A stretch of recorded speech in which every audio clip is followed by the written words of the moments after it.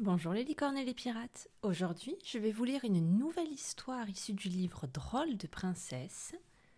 Comment réveiller une princesse de Carole Prieur et Valentina Belloni.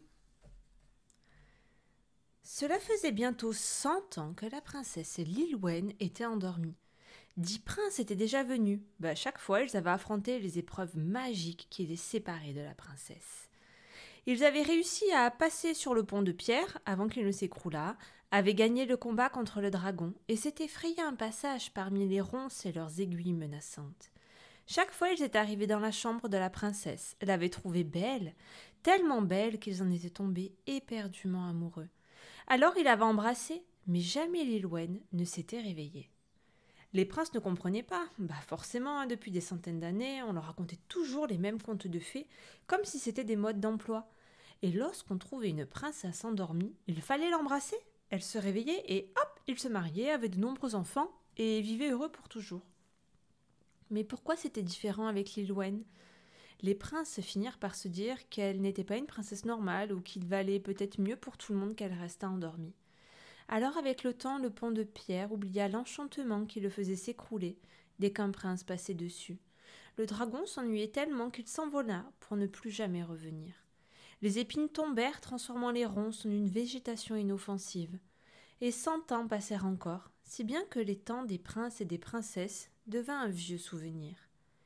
Malo, il aime jouer dans la forêt et s'inventer des histoires comme dans les livres que son papa lui lit le soir. Et un jour, alors qu'il est à la recherche d'un trésor imaginaire, il s'aventure loin, très loin, dans les bois. Bientôt il passe sur un pont de pierre, se faufile parmi des ronces sèches et découvre un château en ruine. Seul un escalier tient encore debout. Il l'emprunte, une porte apparaît. Après avoir été ouverte, il l'ouvre. Il pénètre dans une chambre où il trouve une jeune fille endormie qui semble emprisonnée dans des toiles d'araignée tissées entre le lit et le plafond. Malo, intrigué, veut en savoir plus. Bonjour. La jeune fille ne bouge pas. Je m'appelle Malo, je suis en vacances chez mes grands-parents dans le village d'à côté. La jeune fille se met à remuer légèrement. Vous allez bien ? Vous avez besoin de quelque chose ? La jeune princesse s'étire, ouvre les yeux et s'assied sur son lit. Et elle lui dit « Bonjour, je m'appelle Lilwen. Merci de m'avoir réveillée. De rien, je veux dire de m'avoir réveillée comme tu l'as fait. » Ça n'a rien d'extraordinaire, tu ne peux pas savoir comment cela change tout. Quand les princes de mon époque trouvaient une princesse endormie, ils l'embrassaient sans lui demander la permission et sans même la connaître, juste parce qu'ils la trouvaient jolie. Et moi, ça me plaît pas du tout. Alors, tu veux plus être une princesse de conte de fées ? Non, je veux choisir celui qui m'embrassera. Bon, c'est pas le tout, mais il faut que je remette de l'ordre dans ce château. Je peux t'aider si tu veux. D'accord. Tu veux balayer ou réparer les trous ? Je préfère balayer. Super, le balai est dans le placard. Moi, je vais chercher le marteau. Et c'est ainsi que Lilwen et Malo devinrent les meilleurs amis du monde.